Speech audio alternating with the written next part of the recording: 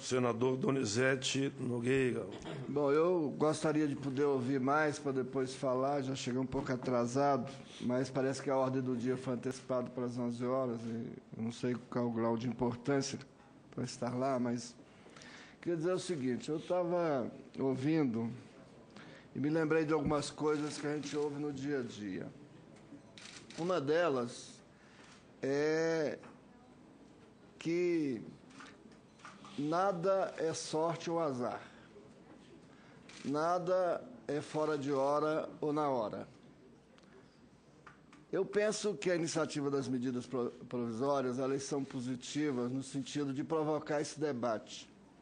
É aquela história do pai que coíbe o filho.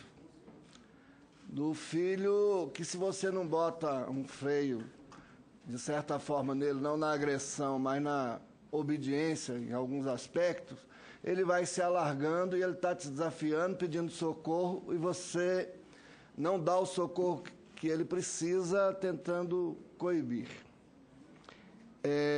Nós temos o sistema previdenciário do nosso país em constante debate, em constante discussão. E eu acho que é isso mesmo. A vida é assim, o processo é dinâmico. E aproveito para registrar uma lição aprendida com um grande homem desse país, que é o ex-deputado José Genuíno, que foi ontem, teve a sua pena extinguida. Ele disse o seguinte: o PT está mudando o país porque o país mudou o PT. E é esse processo dialético, esse processo do diálogo constante, que esse governo trouxe para a pauta com as suas conferências, para o debate, que vem revolucionando uma série de aspectos, né? Não no mérito das medidas provisórias, mas algumas coisas precisavam ser coibidas. Por exemplo, eu milito mais na área empresarial, eu não sou sindicalista, eu cheguei ao PT via o movimento popular, porque era militante do movimento Teatro Amador, mas eu estive no meu estado, ainda no norte de Goiás, participando da fundação dos principais sindicatos de trabalhadores rurais, a fundação da CUT, do Sindicato dos Professores, do Sindicato da Saúde, uma série de sindicatos. Então, ontem foi a primeira vez que eu estive num congresso, num encontro nacional da CUT, né, por estar senador. Já estive em encontros estaduais. Então, algumas coisas precisam ser feitas. Essas medidas provisórias jamais poderiam ser colocadas como ajuste fiscal. Elas teriam que ter um papel de corrigir algumas distorções, e acho que, nesse aspecto, a presidente Dilma não está cometendo estelionato eleitoral, não está mentindo, porque ela disse que ia combater os malfeitos e ela disse que ia corrigir distorções e desvios. Ela, na verdade, com as medidas provisórias, pode ter excedido em alguns aspectos, eu concordo, tanto é que eu propus algumas emendas para a medida provisória, e esse debate é muito salutar. Eu não sei se nós vamos aprovar e se eu vou, na hora, depois do debate, votar a favor ainda das medidas provisórias. Eu tento defender a atitude da presidenta, que é uma atitude séria, honesta, de debater os problemas, que os trabalhadores não podem embarcar no discurso da oposição de dizer que isso é um estelionato eleitoral, que é uma traição, que etc. Porque não é isso. Acho que nós, os trabalhadores, as trabalhadoras, precisamos endurecer nesse debate. Esse governo não é um governo que criminaliza o movimento, como foi no passado, né? Não é um governo que agride, como foi no passado. Então, é um governo do diálogo, do debate.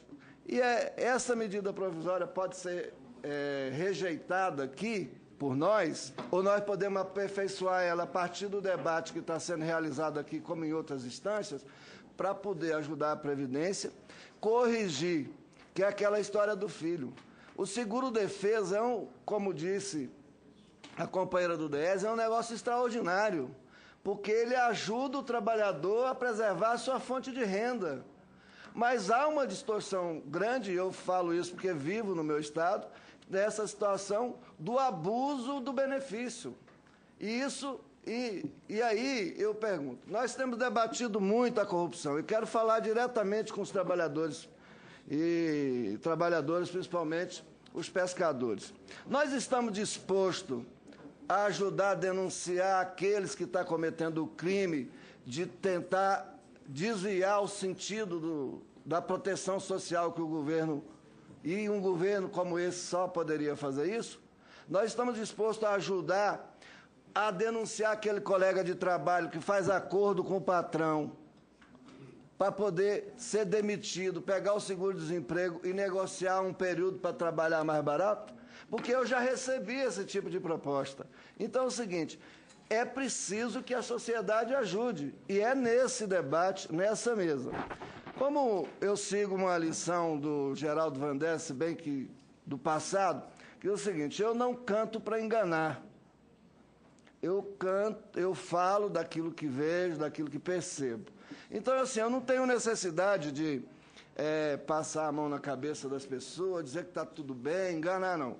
Eu tenho posições das quais eu não abro mão. Ou eu estou de um lado, ou eu estou do outro. E eu quero dizer o seguinte, eu estou sempre do lado da classe trabalhadora, desde que me entendo por gente. Eu sou filho de trabalhador rural meieiro lá em Minas, fui para o Cabo do Guatambu, que é para o Cabo da Enxada, aos 6 anos de idade, trabalhei até os 12 anos e meio, fiz curso de técnicos agrícolas, agora sou administrador de empresa e sou do PT. Quando eu entrei no PT, eu era funcionário do grupo que ajudou a criar o PFL, que me pressionaram para ir para o PFL. E mesmo assim eu fiquei na empresa até 96, quando eu parei de prestar serviço para a empresa, permanecendo no PT, porque eu tenho lado. Então eu peço às trabalhadoras, os trabalhadores, os nossos técnicos aqui, que ajude a nós a fazer uma proposta para a presidenta que coíba essas irregularidades, esses desvios, esses malfeitos. Então, nesse aspecto, não me perguntaram, só fazendo parênteses, perguntaram, agora aumentou muito o seu trabalho, né, Donizete, lá no Senado? Eu falei, não, melhorou para mim. Eu estou trabalhando, mas agora eu tenho um grupo de assessores que me socorre, eu tenho um salário para estar aqui, né? Então eu estou à disposição 24 horas. Quer debater, quer me ajudar, eu não tenho horário para trabalhar, porque eu estou a serviço da população. E na questão das medidas provisórias, eu peço socorro para ajudar a gente a encontrar uma saída para corrigir o que está errado e não punir os trabalhadores em aspecto nenhum, porque isso eu sou contra.